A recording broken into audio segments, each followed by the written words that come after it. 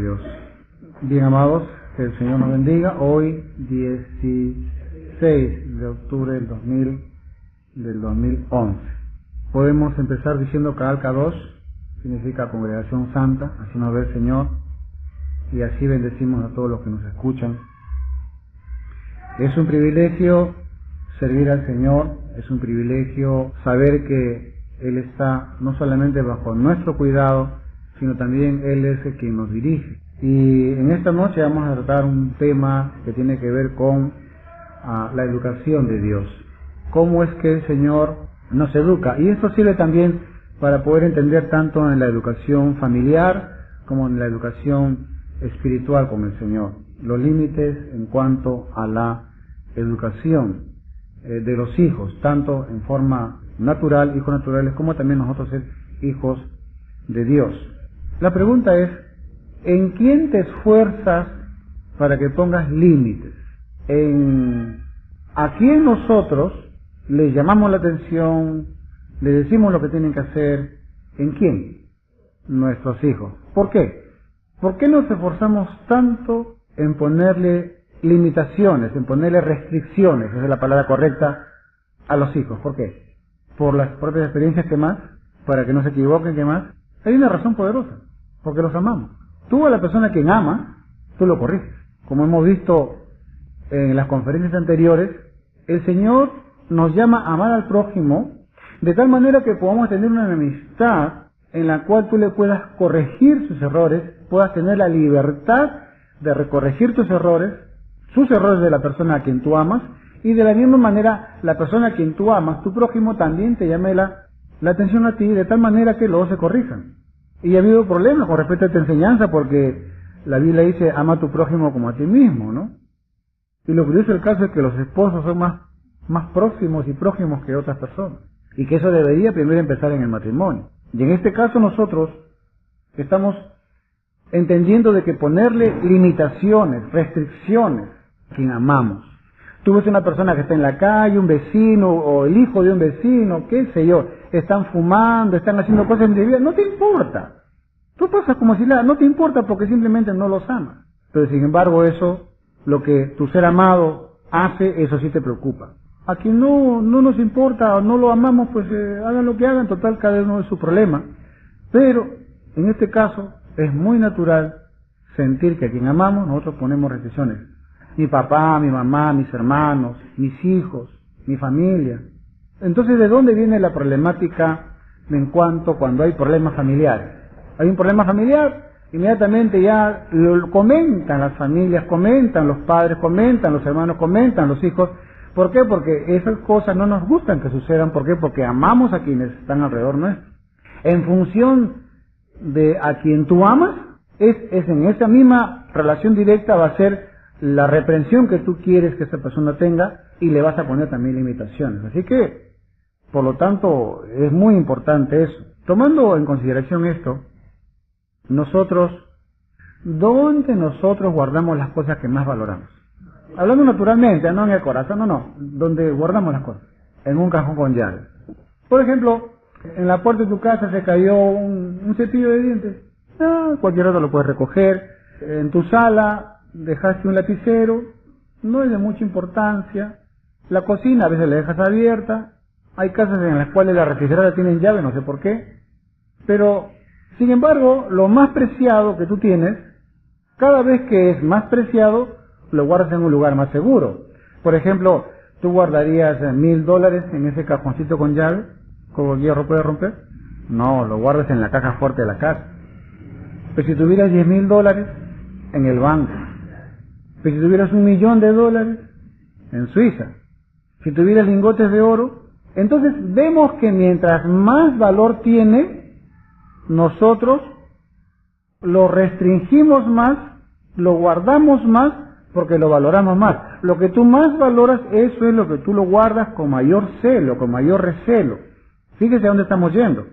Nosotros, con este pequeño ejemplo, vamos a tener una referencia para entender a Dios, por qué es que Dios nos ama y por qué es que Dios nos guarda y por qué es que Dios nos pone restricción.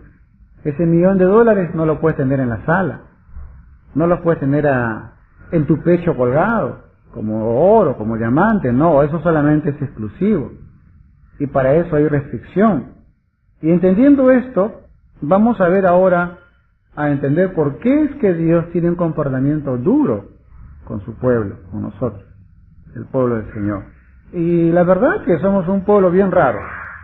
Ese pueblo comprado por la sangre de Jesucristo, ese pueblo que fue rescatado con la sangre de Cordero, ese pueblo que de los dos hizo uno, tanto pueblo judío que creyó en el Mesías y tanto pueblo gentil que creyó en el Mesías, hizo solamente un solo pueblo. Y quiero aprovechar en esta parte para decir quién es el pueblo de Dios. A la luz de la palabra del Señor, o sea, Antiguo Testamento y Nuevo Testamento, el pueblo de Dios es aquel redimido por la sangre del Cordero. ¿Quiénes son los que lo conforman este pueblo? De acuerdo al concepto bíblico, este pueblo lo conforman todos los seres humanos que han aceptado a Jesucristo como Señor y Salvador. Y ser seguidores y discípulos de Jesucristo. ¿Quiénes lo conforman? En la Biblia, hasta el primer siglo, de acuerdo a la Escritura, lo conformaban dos pueblos, el pueblo judío y el pueblo gentil. Ya está. Conforme vino la evangelización mundial, evidentemente que había mucho más pueblo gentil que pueblo judío que creyeron en Jesucristo. Eso no significa que el pueblo judío está desautorizado o el pueblo judío ha desaparecido, no es así. La Biblia dice que Israel fue endurecimiento en su corazón en parte, ¿para qué? Para que la salvación venga a los gentiles, y gloria a Dios por eso. O sea, significa que Dios tiene un pleito con Israel y Dios tiene un pleito con nosotros. Nosotros tenemos que saber cuál es el pleito que tenemos nosotros con Dios, y ahí viene a tallar lo que es las restricciones en cuanto a lo que a ti y a mí nos da el Señor. Somos un pueblo raro, ¿por qué? Porque dice la Biblia que somos el pueblo elegido de Dios.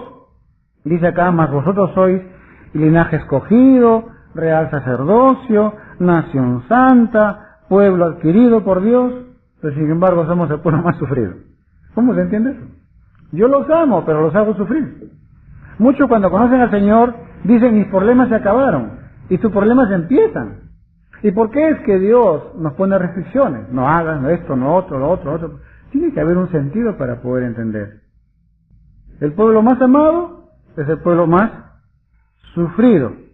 Dice, esto está en 1 Pedro capítulo 2, verso 9. Yo se lo voy a leer el texto y le voy a dar dónde es. Dice, estamos atribulados en todo, mas no angustiados. En apuros, mas no desesperados. Perseguidos, mas no desamparados. Derribados, pero no destruidos. 2 Corintios 4:8. ¿Cómo se entiende que el pueblo de Dios esté perseguido, derribado, esté angustiado? Y sin embargo, nosotros tenemos que entender una verdad de Dios. ¿Cuál es? La verdad de Dios significa que nosotros, el Señor, nos ama. Ya está. Listo. Nos ama. Un ejemplo. ¿Cuántos de ustedes han ido cuidados intensivos? Y ahí hay dos enfermos. Va el doctor, a un enfermo le dice, le mira su historia clínica y le dice, vas a tener que dejar de fumar, ya no vas a comer grasa, ya no vas a ir a restaurantes grasosos, vas a tener que comer comida natural, tu ensalada, tu fruta, todo, nada de cosas grasosas, así que por lo tanto, a partir de ahora vas a hacer ejercicios y un montón de restricciones. Ya no vas a tener fiestas, no vas a tener amanecidas, porque tu ciclo de digestivo tiene que tener descansar, y por aquí, que por allá, cosa que el pobre hombre lo puso en cuarentena. Y para toda tu vida, se va al otro enfermo, le mira su historia clínica, le dice, tú estás bien mala, ¿sí? Ya no se puede hacer nada contigo. Bueno, fuma, toma, diviértete. Y se va el doctor. Entonces la pregunta es, ¿qué siente el enfermo que está en recuperación y que lo han hecho un montón de restricciones? ¿Qué siente? ¿Qué dice ese enfermo? El doctor no me ama. El doctor se me ha prendido, como acá en el Perú decimos eso. El doctor cómo le ama al otro enfermo que le da libertad, que haga lo que quiera.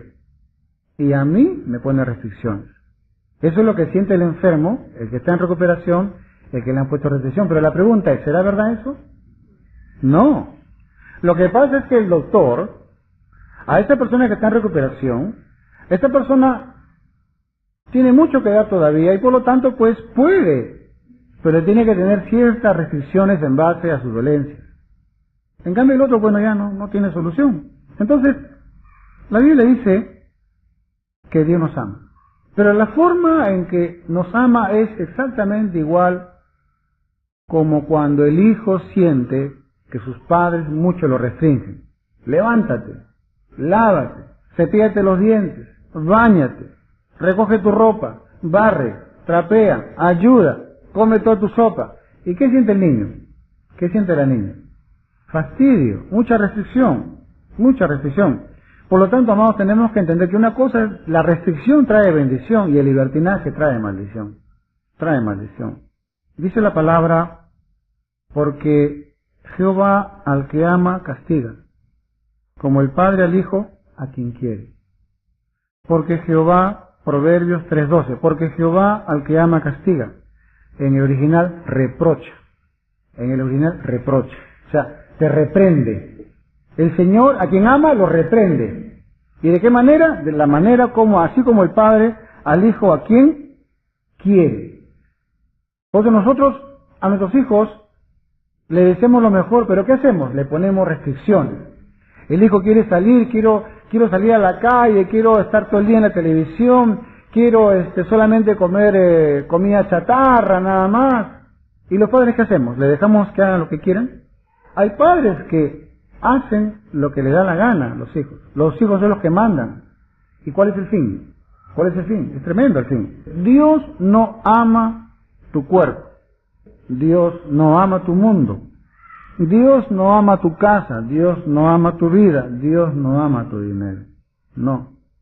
Si entendiéramos nosotros y si el hijo supiera que lo que no nos gusta de ellos no son ellos, sino que hay ciertas costumbres que van a determinar su decadencia en el futuro. ¿Cuántas veces usted le ha quitado un juguete a su hijo que le ha hecho daño? El otro día estaba viniendo para acá, para la congregación, y había un chico que tenía una pistola y ponía perdigones. Y esa pistola tenía una especie como de resorte. Y estábamos en el micro, se sentó al lado un muchacho y empezó a disparar contra los paneles de publicidad y sonaba pum, pum, pum, sonaba feo. Empezó a disparar contra los autos y sonaba como si fueran piedritas, pues, ¿no? Y yo tuve que llamarle la atención. Y él me dijo, no, pero si no le hago daño a nadie. ¿Y se le cae el ojo a una criatura? ¿O quieres que llame a un policía para que te lleve a la comisaría? Tuve que asustarlo de esa manera, ¿no? Y guardó ese aparato. A veces a veces nosotros, amados hermanos, los hijos y nosotros como hijos de Dios, a veces jugamos a juegos peligrosos. Lo que podría decirse coquetear con el pecado. No, si yo no pasa nada, yo me meto en ese cuchitril o con tal o cual persona o con tal o cual situación y yo sé manejar la situación. Dime con quién andas y te diré quién eres. Está bien. En lo social podemos restringirnos, somos campeones en restringirnos. Nos sometemos casa, trabajo, iglesia, sí, está bien. Pero la pregunta es, ¿quién te protege de ti mismo? ¿Quién te protege de tu carácter, de tu forma de ser? Si quiere más adentro, de tu cólera, de tu ira, de tu celo, de tu pleito. ¿Quién te controla de eso? No confíes en tal persona, no confíes en tal, perfecto. La pregunta es, no confíes en ti mismo, dice la palabra. Fíate de Jehová, dice, y no en tus propios caminos, dice la palabra. O sea que no está de más cuando nos dicen que los enemigos del hombre, ¿cuáles son? Mundo, demonio y yo. O sea, tú eres tu enemigo. ¿Para qué cree usted que Dios mandó su Santo Espíritu? Que dice la palabra que nos guía, que nos reprende, que nos exhorta. Es para eso, para dejarnos guiar. Casualmente en esos momentos de angustia, de dolor, o en esos momentos de cólera, para que en ese momento acudamos al Señor y no dejarnos caer y no dejarnos convencer por nosotros mismos, porque la verdad, sí, es cierto, la carne es rica, hermano, la carne es agradable, dejarse llevar por la carne, por la ira, por la contienda, ¿cómo no? Pero ¿cuál es la consecuencia?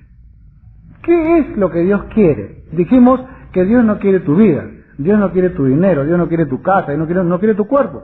Y sin embargo nosotros amamos lo que nosotros queremos. Sin embargo nosotros nos gusta darnos el gusto.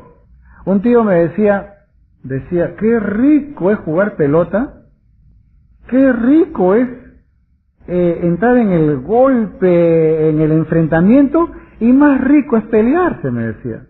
Hoy qué rico como uno mete golpe y que le metan golpe a uno.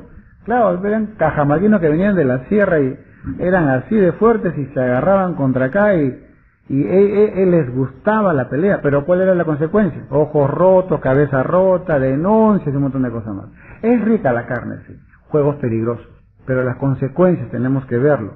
Y cuando a nosotros nos dice que dile no a tu cuerpo, dile no a lo que tu cuerpo quiere. ¿Y el cuerpo qué es lo que quiere? El cuerpo quiere darse su gusto. Y cuando no te dan tu gusto, ¿cómo te sientes? Te sientes mal. No nos gusta que nos digan no, no, no, no, no. Y a cada quien lo aplica en su vida, como quiera, pero la idea es de que Dios te dice no. Lo que tú quieres, no, no, no. ¿Y por qué? Porque lo que Dios ama es tu vida, es tu alma. Dios lo que quiere es tu alma. La palabra dice, dame, hijo mío, tu corazón, y miren tus ojos por mis caminos.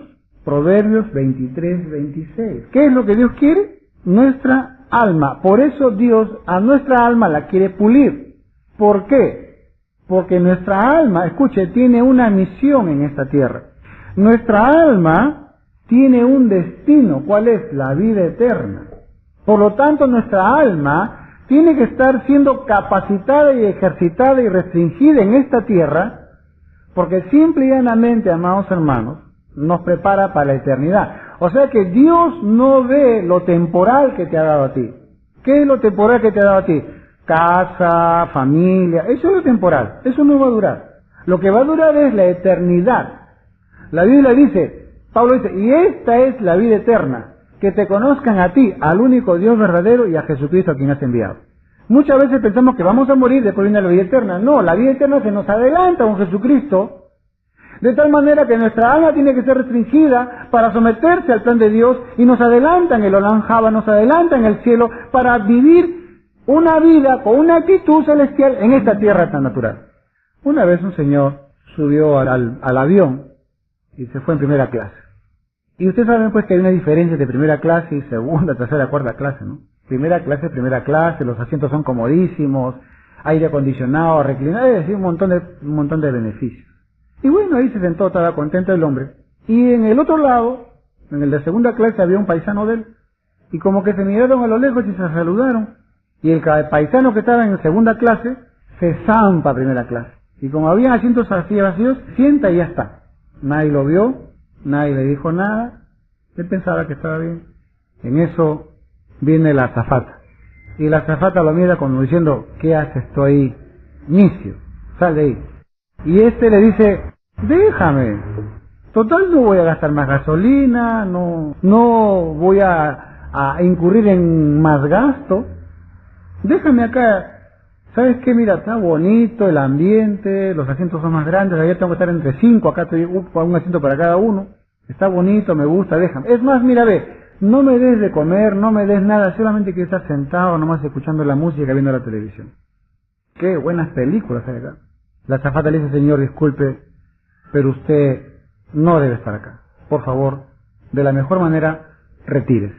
Entonces el hombre le dice, mira, realmente ahora valoro cómo es venir en primera clase y la verdad vale la pena.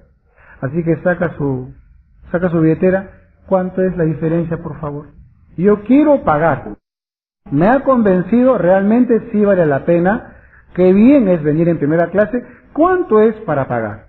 Y aquí viene la gran frase. La frase que nos debe de llamar la atención este ejemplo, para esta noche, para usted y para mí. La azafata le dice, mire señor, aquí en el cielo no se hacen los arreglos. Los arreglos se hacen en la tierra.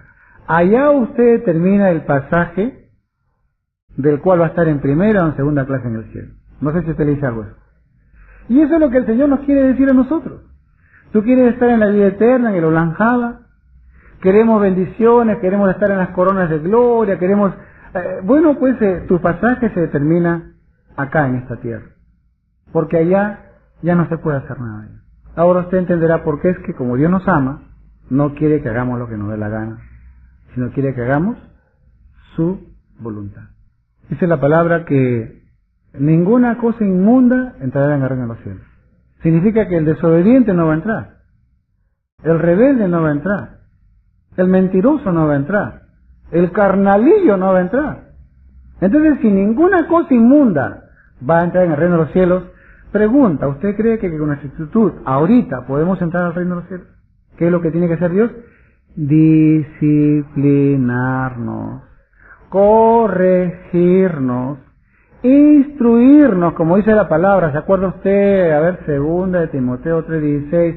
Toda escritura es inspirada por Dios y útil para redarguir, reprender, exhortar, a fin de que el hombre de Dios sea perfecto, enteramente preparado para toda buena obra.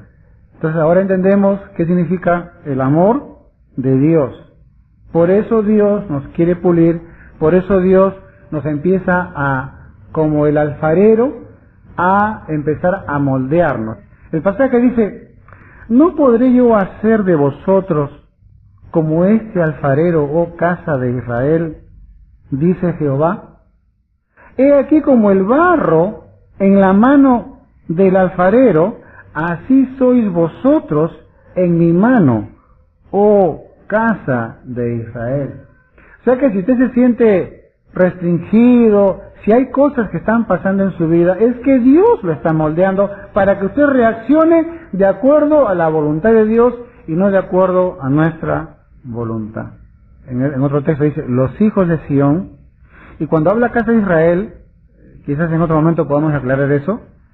Casa de Israel es una cosa, la casa de Judá es otra, y cuando habla hijos de Sión es otra cosa. Es muy profundo eso, pero en otro momento vamos a explicarlo. Dice, los hijos de Sión, preciados y estimados más que el oro puro, ¿cómo son tenidos por vasijas de barro, obra de manos de alfarero? Lamentaciones, capítulo 4, verso 2. Ya el Señor está hablando a ti y a mí, que tú quieres tener un encuentro con Dios, con Jesucristo, entonces tú vas a entrar ahí a la mano ¿de quién? Del alfarero.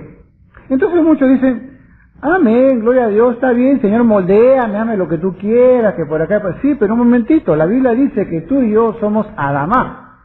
¿Qué es Adamá? Adán. ¿Qué es? Tierra. ¿Y qué clase de tierra? Hay tierras y tierras. Hay tierras que son contaminadas, hay tierras que son con pedregales, hay tierras que son tierras sucias, apestosas. ¿Y qué es lo que hace el alfarero para que pueda tener ese barro apto para hacer una vasija? Empieza primero la tierra dura a quebrarla con un pico, con una barreta. Después el alfarero lo desmenuza poco a poco. Y luego el alfarero, bueno, yo no sé nada de esta técnica, pero sí he visto por televisión cómo hacen. ¿Sabe lo que hacen? Hacen un pozo profundo. Hacen un pozo profundo y esa tierra la meten ahí y ponen agua. Y el agua disuelve la tierra. Y una vez que está disuelta la tierra, empiezan a mover, a mover, a mover. Entonces la tierra empieza a sedimentarse. Lo más pesado queda al fondo y lo más liviano queda hacia arriba. Y los alfareros utilizan lo más liviano. Y no solamente eso, sino que una vez que separan lo más liviano, empiezan a amasar. Se paran encima un montón y empiezan a amasar y amasar y amasar. Y esa tierra todavía tiene un proceso de fermentación. Demora un tiempito y después de varios días, esa tierra, una vez que ha sido ya moldeada y pisada por aquí, por ahí, recién esa tierra pasa a manos del alfarero. Significa que hay procesos del cual llegar a la mano del alfarero todavía no, es el último proceso. Por eso muchos hermanos dicen, no tomo, no fumo, no bailo, ya soy santo. No, Pablo dice, el que es santo, santifíquese más. Porque al final del proceso de santificación, donde se te va a limpiar todas las impurezas, todos los rencores, todas las iras, todas las contiendas. ¿Cuántos tenemos rencores? Yo soy rencoroso por naturaleza. ¿Cuántos tenemos iras, contiendas, cosas carnales, desviaciones, qué sé yo, tantas cosas? Después de haber pasado y de haberse limpiado y dices, yo ya no tengo pecado, y ahora sí me liberé del pecado, ahora pasas a manos del alfarero. Recién pasas a manos del alfarero. Y eso ocurre Porque muchas veces, a mí me ha pasado tantas veces que digo, ya no tomo, no fumo, no bailo, ya, ahora sí ya, sé 2, 3 versículos de más, y ahora sí ya, voy a hacer... No. Ahora vienes a tallar en la mano del alfarero. Si usted no entiende el proceso del alfarero, usted va a tener problemas. Porque su vida va a ser una restricción.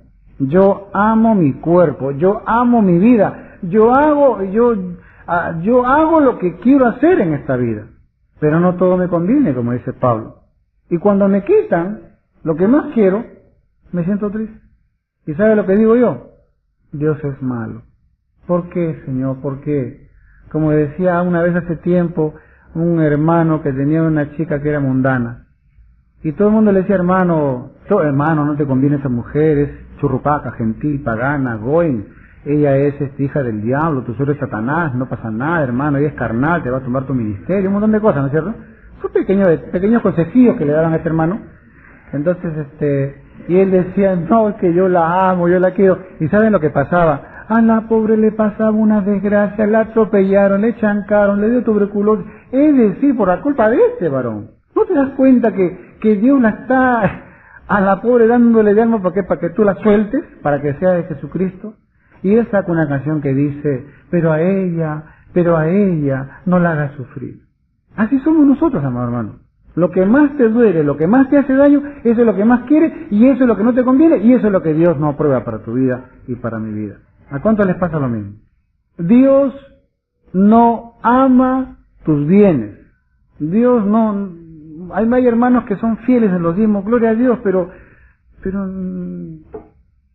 como un taxista que estaba criticando a las iglesias evangélicas, y en parte le dio razón, decía, el otro día me fui a una iglesia y el pastor decía de Dios, muy bonito, hablaba todo perfecto, muy bien. ¿Sabe cuándo la mató?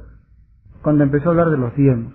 Cuando empezó a decir que tenemos que darle a Dios plata, porque Dios quiere la plata, Dios quiere los diezmos, hay que darle a la casa de Dios para que Dios tenga comida, que por acá, por allá. Y le decía, ¿acaso Dios come? Es para bolsillo ese pastor. Y a veces, hermano, por no predicar correctamente, quedamos mal ante una alma que necesita de Dios, que más bien tenemos que darle amor, palabra y muchas cosas más. Eso es como un comentario, pero a lo que voy es que Dios no ama los bienes que te ha dado, porque los bienes que te ha dado son momentáneos. Él no ama lo que te dio momentáneamente. Él lo que ama es tu misión en esta tierra. Él ama el ministerio que Dios te ha dado. Él ama los talentos y los dones que te ha dado para que tú desarrolles un ministerio y seas un fiel ciudadano, digno representante del reino de Dios, lo que te va a durar eternamente y para siempre. Dios ama tu alma, ama tu mundo venidero, el Olam Haba, o sea, las cosas por venir. Él ve, Él se proyecta en ti. ¿Cómo vas a estar tú en el reino de los cielos? Y Él ama eso.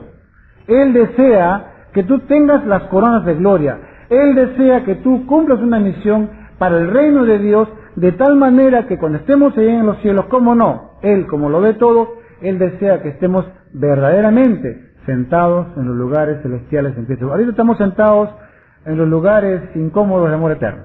Pero cuando dejemos esta tierra, la Biblia dice que vamos a estar sentados en los lugares celestiales en Cristo Jesús. Él ama eso. Y por eso es que a usted y a mí nos restringe el Señor. Por eso es que a usted y a mí, el Señor, mediante su Santo Espíritu, nos limita para no hacer lo que querramos, sino hacer lo que Él quiere hacer, su santa y bendita voluntad. La Biblia dice, el pasaje dice, porque somos hechura suya, creados en Cristo Jesús para buenas obras, las cuales Dios preparó de antemano para que anduviésemos en ellas. Efesios capítulo 2, verso 10. Fíjese que desde antes de la fundación del mundo, Dios preparó estos momentos en la cual tú sirves a Dios para que de esa manera tú puedas honrar y glorificar, porque para eso Dios te ha creado. Para buenas obras significa obediencia a Dios. Obediencia a Dios. Hay que aclarar eso. Y aquí está el texto en la cual el Señor Jesucristo, orando al Señor, le decía, y esta es la vida eterna, que te conozcan a ti, el único Dios verdadero, y a Jesucristo a quien has enviado. El Evangelio de Juan 17, verso 3. Y por eso Dios nos pone límites. Y aquí vamos a otro ejemplo. Un día el dueño de la fábrica tiene su hijo y el hijo llega tarde. Y juntamente con el hijo también viene otro empleado tarde. Y el dueño al empleado le dice, ¿has llegado tarde? Sí. Bueno, te descontaré pues el tiempo que has llegado tarde, y entra. Viene el hijo y el dueño le dice, ¿has llegado tarde? Sí. Y empezó a reprenderlo al hijo delante de todos. Empezó a reprenderlo, exhortarlo, te voy a castigar, por llegar tarde te vas a quedar toda esta semana 2 horas trabajando más, y así y así. Y el hijo le dice, pero papá, mirando a los empleados, trátame como a los empleados, ¿por qué me tratas así? ¿Por qué me tratas mal? ¿Por qué me castigas? ¿Y qué le dice el dueño de la fábrica? Mira, cuando yo me muera, tú vas a seguir, y tú vas a ser el dueño. Estos se van a jubilar y se van a ir, y tú vas a quedarte. Por eso te llamo la atención. Por eso te castigo y por eso te restringo. ¿Por qué? Porque estoy pensando en el futuro tuyo, en el futuro de esta empresa. Y por eso te tengo así. ¿Cómo crees que se ha levantado esta empresa? Llegando tarde. Y ahora tú vas a llegar tarde. No lo voy a permitir mientras tú seas mi hijo. Porque el padre que piensa en la continuación de la empresa. Piensa en los nietos, piensa en los bisnietos. Por lo tanto, esta empresa nos ha dado de comer. Por lo tanto, yo quiero que esto continúe y por eso te restringo, por eso te pongo reglas y por eso también te disciplino. Y aquí viene otra vez el texto que dice, porque Jehová al que ama, en nuestra traducción, castiga. Eso está en Proverbios 3:12. Porque Jehová al que ama castiga, como el Padre al Hijo a quien quiere. Amados, no hacemos un favor dando libertad o libertinaje a quien sea. Esto es a todo nivel.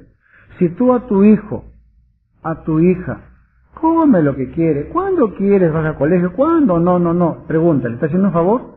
No, le está haciendo un daño. Y escuche, Salomón no encontró otro significado a un padre o a una madre que no restringe a sus hijos, sino que le da la libertad. La única forma que Salomón pudo encontrar en el texto es que ese padre, esa madre te odia, no te ama. Porque si te ama, te reprendería. Eso es en el plano familiar. Como el padre ama al hijo y le reprende, así Dios nos ama y nos reprocha. En Proverbios, capítulo 13, verso 24, dice, el que detiene el castigo, a su hijo aborrece, mas el que lo ama, desde temprano lo corrige. Repetimos, Proverbios, capítulo 13, verso 24. El que detiene el castigo, a su hijo aborrece, mas el que lo ama, desde temprano, lo corrige. Entonces, aquí me interesa a mí, siempre vamos al hebreo litúrgico, por si acaso. Y la palabra castigo significa shevet. ¿Sabe qué significa shevet? Palo. El que detiene el palo, por ejemplo, acá se acuerda que había un fuete, ¿cómo se llamaba? Ese de 3 puntitas. San Martín, ¿se acuerdan? ¿Cuántos han recibido San Martín? Yo he sido un digno merecedor de muchos San Martinazos. En la sierra había un San Martinzote, que era para los caballos, y le daban a los chicos, oye, qué bárbaro.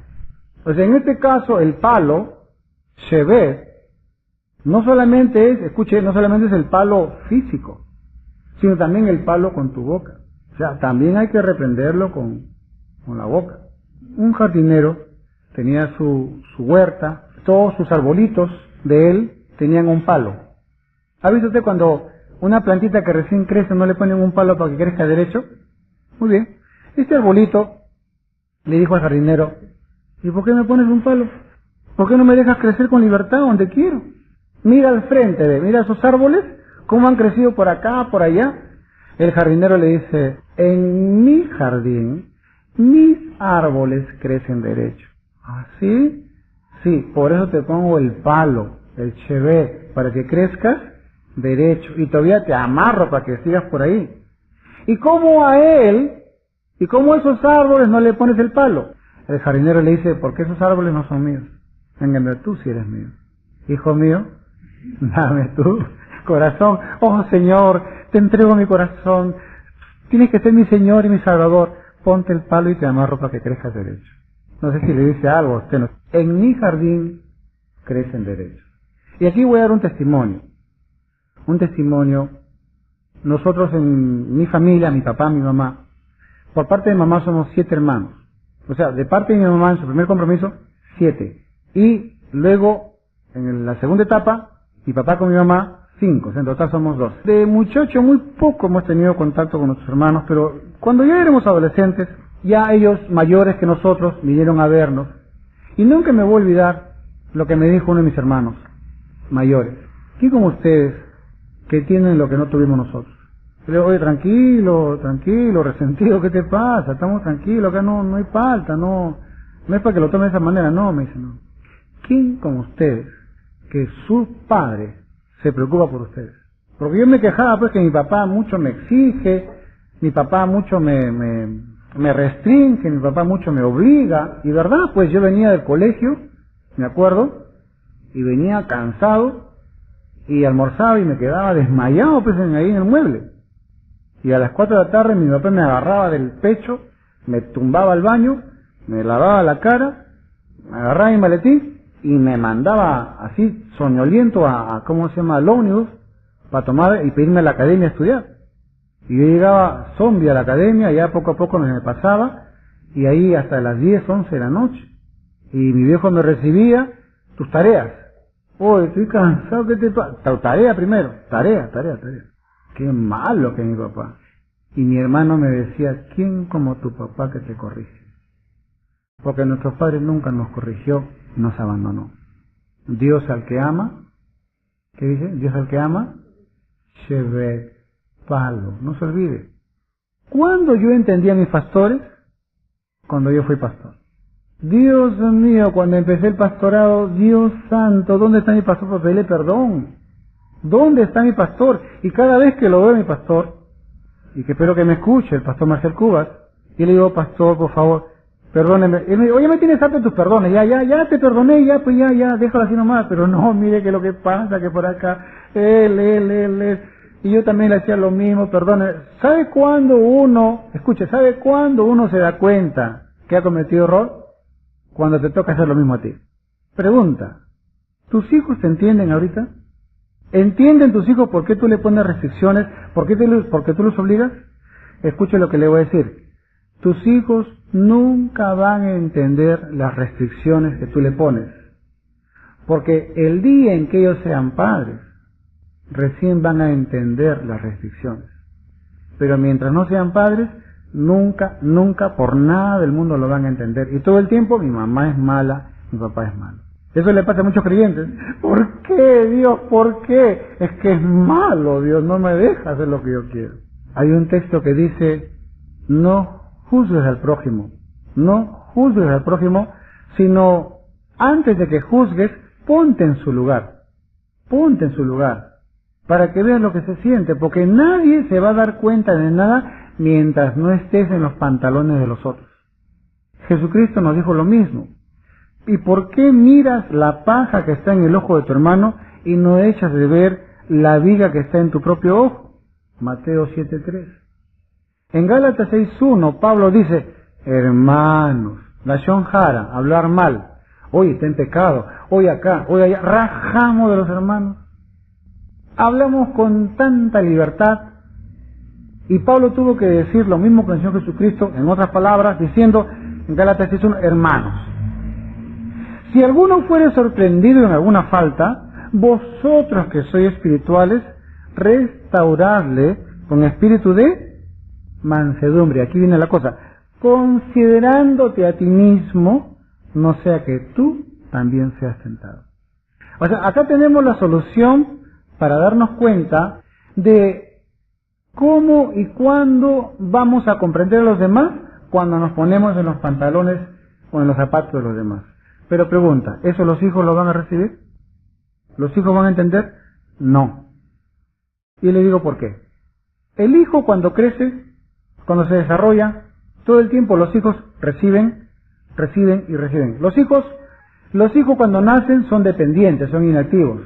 Hay que darle de comer, leche, todo el tiempo ellos reciben, y su mundo es recibir. ¿Qué pasa cuando un niño quiere algo? Simplemente llora, simplemente pide y ya está. ¿Por qué? Porque todo el tiempo cuando el niño crece y se casa, ¿cómo es ahora?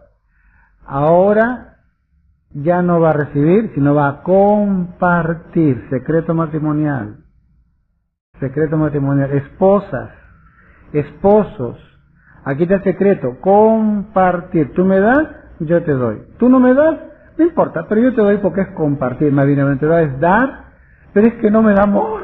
Es que no me... Tú da, no te preocupes porque lo que siembras cosecha.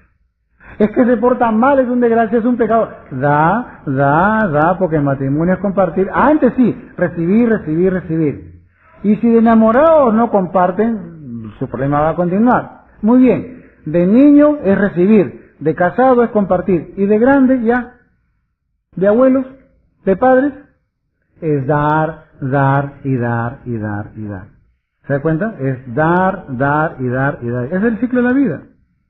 Hay un ancianito, no voy a decir nombres para que no se identifique, que por cualquier cosa nos grita. A nosotros, ¿verdad? Nos grita. Fuera viejo. Pero, ¿por qué se irrita ese señor? Tengo que ponerme en los pies de él para entenderlo. En vez de juzgar, en vez de condenar, ¿qué tengo que hacer? Ponerme en los pies de él y por qué es que él reacciona de esa manera. Y claro, cuando uno ya es mayor de edad, lo abúo y hay muchas cosas más. Tú tienes que ponerte en los zapatos del otro para que entiendas. Pregunta, ¿el hijo tiene la capacidad de ponerse en el zapato de papá y mamá para que entienda? No. ¿Por qué? Los hijos en esta tierra, en este mundo, no tienen ningún símil ejemplo de dar. Todo es recibir. El mundo de los niños, todo es pedir. ¿Por qué? Porque no tienen ningún ejemplo, o sea, no hay ningún amiguito, que también es otro pedilón, que diga yo te doy. No, se pelean los amiguitos, sus caprichitos, y vienen, y todo el tiempo el gran problema de los niños es yo, mío, dame. Y nunca vamos a entender, ni nos van a entender, ni leamos, y bueno, nosotros sí les entendemos, pero ellos nunca nos van a entender. ¿Por qué? Porque están en su mundo. Hay un chascarrillo. Dice que estaba en una fiesta, un grupo de gente de dinero, y uno de los se cayó a la piscina. Y el que se cayó en la piscina, estaba que se ahogaba, no sabía nadar. Y toda la gente, pues, dame la mano para salvarte, dame la mano. Y el señor no daba la mano. Y se estaba que se ahogaba. Y había un paisano de que dice, retírense, pues yo lo conozco este.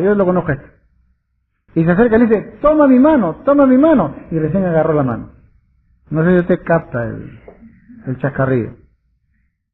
Hay personas que cuando tú le dices, dame, se bloquean. ¿Por qué? Porque todo el tiempo es recibir, nadie se siente aludido, ¿eh? Recibir. Pero dar, manan.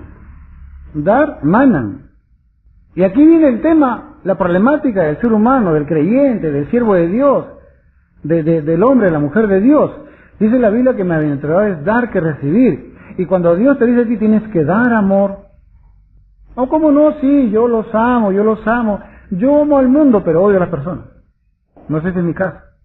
¿Yo cómo voy a amar a aquel que me ha hecho daño? Y Jesucristo dice, ¿qué mérito hay en que tú ames des amor a quien te da amor? La idea es, el mérito es que tú vas a dar a quien te ha quitado, a quien tú odias, a quien te ha hecho daño. Ahí está el truco en que venzas eso y puedas dar. ¿Por qué? Porque ahí nos da el ejemplo de la característica y la humanidad de Dios. Dice la Biblia que Dios es amor y Dios empieza a dar. Cuando Dios creó el mundo, dijo Dios, sea la luz, sea la tierra, empezó a dar. ¿Quién es el dador? Es Dios. Él nos ha dado, dice la palabra, la Biblia dice que Él nos ha dado lo más grande, porque de tal manera amó Dios al mundo que nos ha dado plata, nos ha dado vida eterna, nos ha dado ¿a quién? A su Hijo, a nuestro Señor Jesucristo. O sea, mira, con Él tienes todo. Entonces, el dador de la vida, el creador del cielo y la tierra, el que lo ha hecho todo para nosotros, Él todavía encima se da a sí mismo, viene acá, ¿para qué? Para que aquí dentro de ti, cuando usted va a la Biblia y el Señor Jesús dice, yo soy la luz, en el original dice yo soy el Shamash, ¿Qué es el shamash? Shamash debería ser el diácono del templo, aquel que da, aquel que sirve, aquel que ha venido a servir a los demás. Por eso en otra parte dice el Señor, yo no he venido a que me sirvan, sino he venido a servir. Ese espíritu de servir viene sobre nosotros y como somos angurrientos, no queremos dar, Dios te dice, tienes que dar. Más bienaventurado es dar que recibir. ¿Por qué el Señor nos restringe? ¿Por qué es que el Señor nos ama y nos prohíbe? Muchas veces estamos por caer en pecado, en lazos del diablo. Y caerá, bien caído. Eso que no te vas a recuperar, 10 años te vas a demorar en recuperar. Acuérdese que la Biblia habla de maldiciones. 7 años de maldición, 40 años de maldición. Cuidado. La Biblia habla de la generación de maldición, de los padres a los hijos, hasta la tercera y cuarta generación. Cuidado. Hay cosas que hacemos que determinan la maldición para los nietos y bisnietos. Hay que tener mucho cuidado sobre eso. ¿Y sabe qué? Dios, Él lo sabe todo. Entonces, ¿qué ocurre? Algo pasa en tu vida, algo sucede en ti, que Dios te pone pausa para que no continúes, porque sabe Dios, y Él nos cuida que vas a cometer graves errores.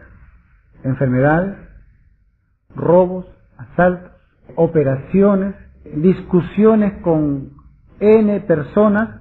A veces en el trabajo se bloquean ciertas cosas, a veces en la familia pasan muchas cosas, que como no tenemos la sabiduría de Dios, Dios permite eso. ¿Por qué? Porque ahí es cuando nos conviene orar, clamar, pedir, porque sabes, si tú estás libre, vas a caer. Porque Dios al que ama, ¿qué dice?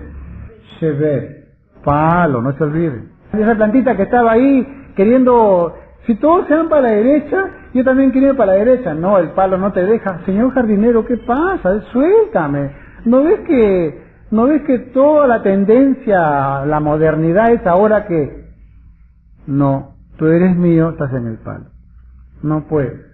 Pero si todo el mundo lo hace. Había una vez un campo. Los campos se limitan, ¿no es cierto? Siempre hay limitaciones y a veces ponen plantas donde limitan el campo de uno, campo de otro. Que resulta que para pasar de un lado a otro tenías que hacer ¿cómo llamarlo? Un ángulo de 90 grados para pasar, y eso era mucho caminar. Entonces la gente, ¿qué había hecho? Se había metido por medio del campo y había hecho un caminito. Cuando usted camina por un sitio, se ve un sendero. Por los cerros usted ve que hay un sendero que ya por tanto caminar se ha hecho un sendero. Muy bien.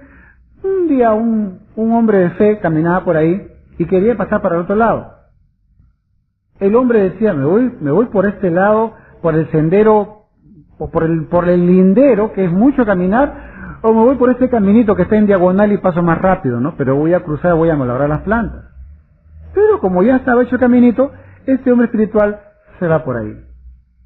Y se encuentra con una niña, y le pregunta a este espiritual, le dice, disculpa niña, ¿cómo hago para llegar allá? Señor, para llegar allá, tiene que tomar tal camino. Oh, ya, gracias.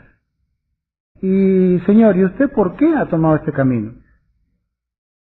Bueno, como otros lo hacen, yo también lo he hecho. Sí, ladrones como tú han hecho este camino. Ladrones como tú han hecho este camino. Y muchas veces tenemos ese problema, como todo el mundo lo hace. Sí, eso es natural. Pero eso ¿qué tiene de malo? Si nadie te ve, nadie nos ve, todo el mundo lo hace, ¿por qué también no lo hacemos nosotros? ¿Y Dios qué te dice? No lo hagas. No porque todo el mundo lo hace, es normal. Hay veces también tener cuidado con ello. Un ejemplo.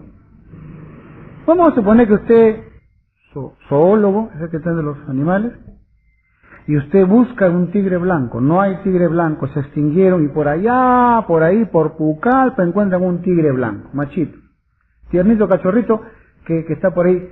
Y usted dice, oh, el último tigre blanco macho de la humanidad. ¿Usted qué hace? ¿Qué hace con el tigre? ¿Lo deja suelto? ¿Y dónde lo pone? En una jaula.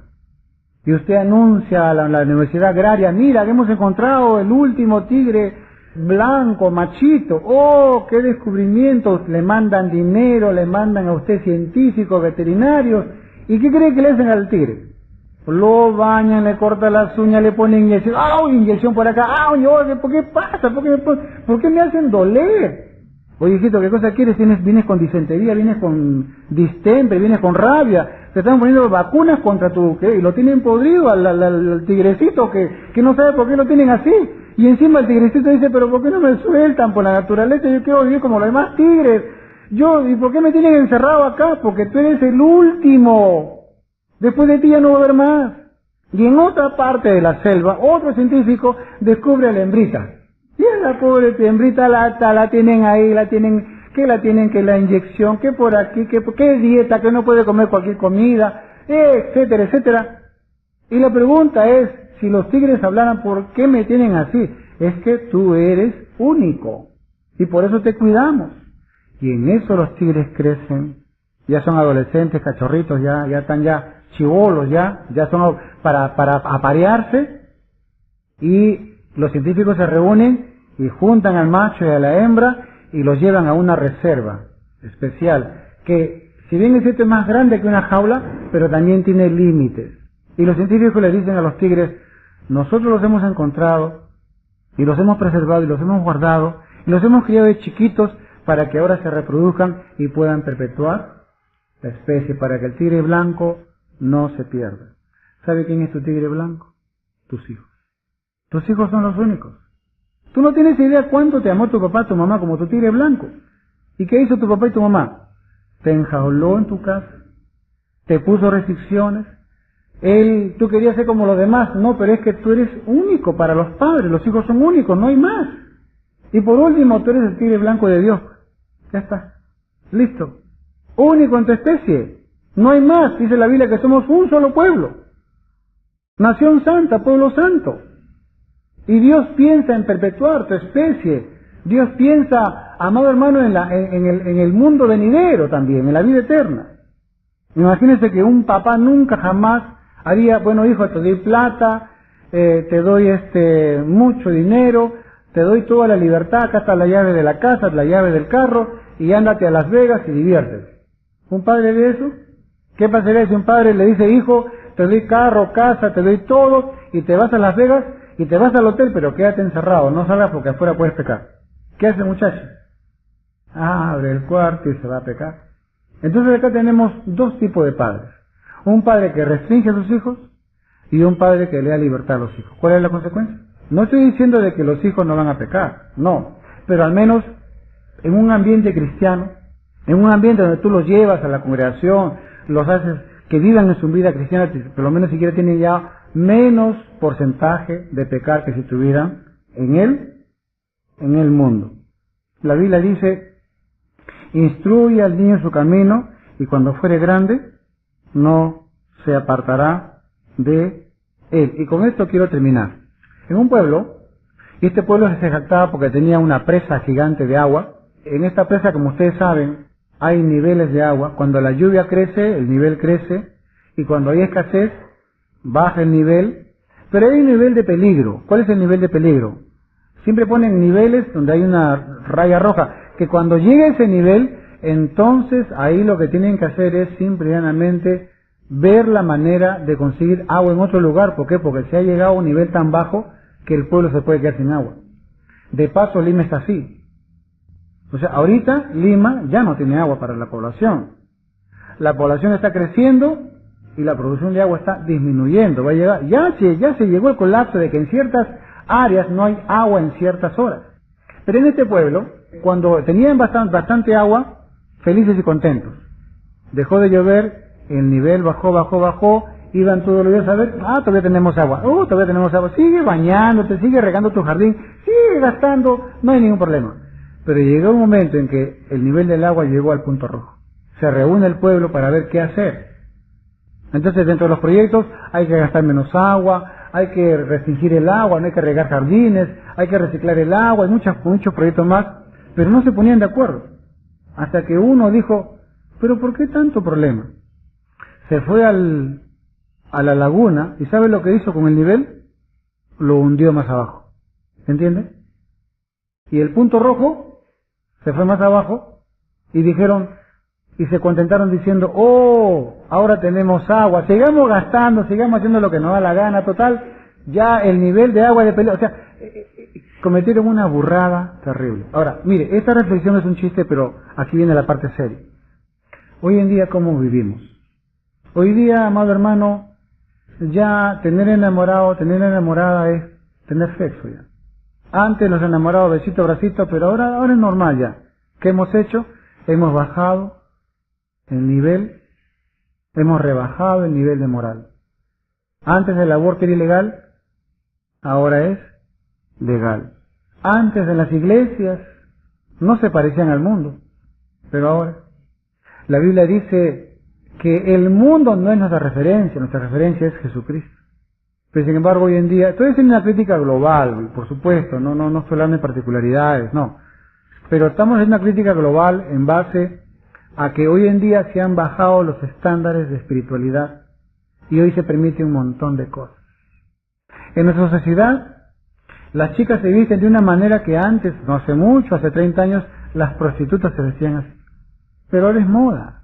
¿Qué tiene de malo? Pero pastor, ¿qué tiene de malo que mi hijita de 5 años la lleve a que baile lambada, que por acá, que por allá? Que no tiene nada de malo si en el colegio todo el mundo lo hace. A las pobres chiquitas la visten enseñando y los pobres, pero ¿qué tiene de malo? Pastor, le compraba a mi hijo un juego de Dragon Ball, donde todo el mundo se mata. Y verdad, yo he visto chiquitos, hijos de creyentes, donde chiquititos, 3, 4 años, y me miran, te voy a matar, no sé qué me dicen a mí, tú. Digo, ¿cuándo se ha visto eso, hermano? Pero ¿qué tiene de malo si todo el mundo lo hace? Hoy en día, ya los matrimonios también han bajado los estándares. Antes, por ejemplo, cuando papá y mamá querían discutir, se iban a la calle, a otro sitio a discutir. Hoy día no. Hoy día, como todo el mundo lo hace, yo también te digo la samba canuta y el testimonio a los hijos. Hay tantas cosas, amados, que hemos bajado el nivel moral y aceptamos un montón de cosas que no es normal. Y por eso Dios nos sigue poniendo restricción. ¿Cuántos se acuerdan? No sé si seguirá hasta ahora, pero el reloj del parque universitario. Antes, cuando los paisanos venían de provincia, de frente iban al parque universitario y su foto en el reloj ahí. ¿Verdad? Yo tengo mi familia de Cajamarca, pero no. Ellos bien peruanos, con su gorro tradicional y sus yanques, y todavía así, y los cholitos así, estilo su foto en el reloj, ¿no?, del parque universitario. Y a veces los bromeo, mira, a ver, ¿te acuerdas cuando ellos paisanos se avergüenzan, no? Pero, ¿por qué usted cree que ponían el reloj en las plazas públicas? ¿Por qué? Póngase a pensar, ¿por qué es que los relojes se ponían en los campanarios y se ponían en las plazas públicas? ¿Por qué? Póngase a pensar, ¿por qué es que colocaron los relojes ahí? ¿Por qué es que cuando daban la hora, las campanadas, siempre hay eso, ¿no? Siempre hay eso. ¿Por qué cree usted? Porque cuando usted decía a las 8, era a las 8. Y aquí venimos acá a poder denunciar algo, ¿no? La hora peruana. ¿Qué es la hora peruana? La impuntualidad. En las plazas públicas, y esto viene de una costumbre inglesa muy buena, era, la hora es la hora. Si te dicen a las 8, a las 8.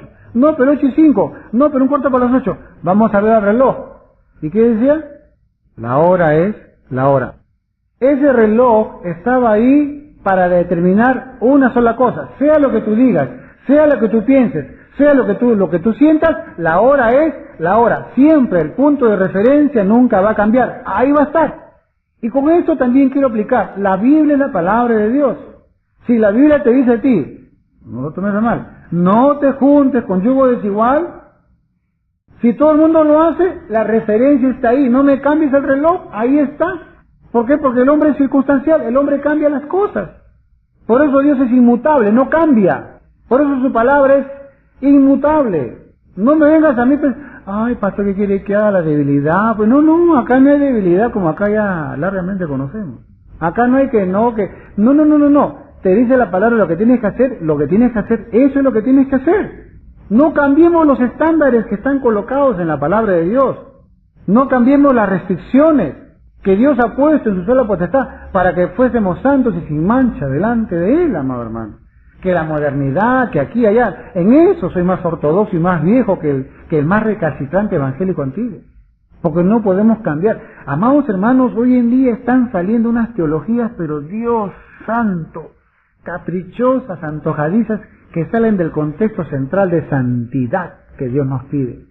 Pero eso va a ser, esos temas van a ser desarrollados a lo largo de nuestra vida hasta que Dios nos dé vida, pero mientras, nosotros tenemos que entender que Dios al que ama, se ve, no se olvide, se ve. Y largamente hemos hablado sobre ello. Ahora entendemos por qué es que Dios nos restringe y por qué es que Dios nos pone sus valores, sus principios, sus mandamientos para que andemos, dice la Biblia, para que andemos sobre ellos, porque Él lo preparó de antemano. Vamos a ponernos de pie y vamos a darle gracias a nuestro. Torre fuerte, mía.